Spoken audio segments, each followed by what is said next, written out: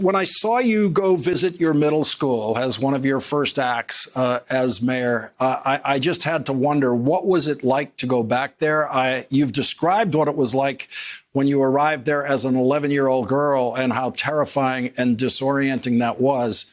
What was it like to go back there as mayor and be inside those walls? You know, it was pretty powerful. I was able to visit classrooms, see students. There was one classroom in particular where they were learning about the history of busing in Boston. And so to go into that classroom and to share my own story and experience as someone who has lived through that history, and then stand before them as mayor was just powerful, powerful. And I remember leaving the school that day, and there was a mural on the wall that said, turning a negative into a positive, that is the Edwards way. And I just thought that that was just really telling of how far we have come, not just in that school, but in our city. So it was a great way to start my first full day as mayor of Boston, returning to a place where there was so much pain and trauma, and to be able to see young people learning about that history. And now they can see the first Black mayor and the first woman mayor in our city's history after 199 years of having mayors. So, you know, just wonderful. And I think, Lawrence, about all of the children that I have seen since in the last 2 weeks, little girls and little boys, whether in the supermarket, whether in classrooms at school or in playgrounds, and even on Zoom screens. You know, I'm taking meetings all the time on Zoom, and so many folks bring their children with them. There are so many little girls that I get to say hello to, and when I shoot a little wave to them, their eyes light up, and it just shows what is possible. You know, there's a saying that if you can see it, you can be it. And now little girls all across our city can see and aspire to be mayor. So I think it's wonderful. I need your advice about how to think about Boston and talk about Boston now, because you've talked about how far we've come. And I'm not sure. I don't know how to strike the balance. And I mean things like this. I've driven through South Boston in the last couple of years at different times, and I've had young people, relatives of mine, in the car with me. And I find myself wanting to say, you know, when I was your age, and I kind of hold myself back because everything I'm going to say after that is poison, because I'm looking at a Black person waiting for a bus in South Boston along with other people, and that person's life is not threatened now.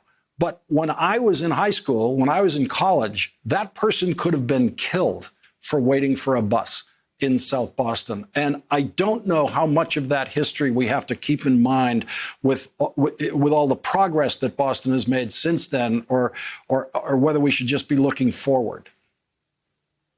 Well, you know, we need to be informed by our past so that we don't repeat the mistakes of our past. And I remember a time where, of course, you couldn't go into certain neighborhoods in the city of Boston, but now you can go pretty much anywhere in our city. And it doesn't mean that we don't still have challenges. We obviously do. Every city in America is still dealing with racism and sexism and overcoming so many challenges that have been years and years in the making. So we have a lot of work to do, but we have come very far in our city, and I'm really proud of the work that we've done, but we clearly have so much more work to do. In your first campaign ad that you released yesterday, I saw Mel King in there, and that's Mel King at a time when I was working with Mel King on the issue of police reform, Boston police reform. I'd written a book about the Boston Police Department at the time, and so many others. And you're not the first Black female candidate for mayor. In fact, in this cycle, Andrea Campbell beat you to that, fellow city council member who's already running. And so this is a whole new politics from back when Mel King was so striking as the only Black candidate for mayor in Boston. And now here we have this field that is very diverse already. Yes, yes, yes. It is a diverse field, and that, again, is another testament to how much progress we have made as our city. And I remember when Mel King ran for mayor. Mel King lives still in the South End, and at that time, my great-grandparents owned a house 1 street over. And so I grew up knowing Mel my entire life. And in fact, I volunteered on his campaign for mayor, and he is a Boston treasure. He is a national treasure. And so for me, launching my campaign for mayor, it was really important to pay homage to all of those who have come before me in running either for mayor of Boston or women in particular who have run for office. I stand on many shoulders as the first Black mayor and the first woman mayor, and I wanted to pay homage to those who have come before me. What is your number one issue as a candidate for mayor? Well, we have many challenges, as I've said, but first and foremost, obviously, we need to deal and continue to battle the pandemic that is before us, COVID-19, and making sure that we're getting vaccines out and that we are distributing them equitably. I've been able to visit a number of mobile vaccination clinics over the last several months, in fact, and it's been important. And it's so important for our recovery, reopening, and renewal.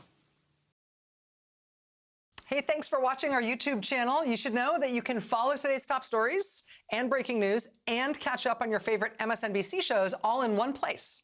Download the NBC News app today.